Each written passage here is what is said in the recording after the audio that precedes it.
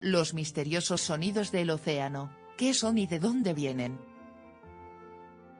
El océano es un vasto mundo lleno de sonidos inexplicables que han desconcertado a los científicos. El bloop es uno de los sonidos más enigmáticos, registrado en 1997, aún sin explicación definitiva. Otro fenómeno sonoro, el whistle, ha generado teorías sobre actividades sísmicas o criaturas desconocidas.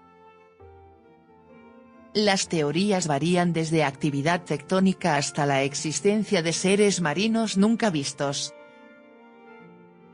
Estos sonidos misteriosos despiertan curiosidad y son clave en la investigación oceanográfica actual. Suscríbete para más misterios del océano.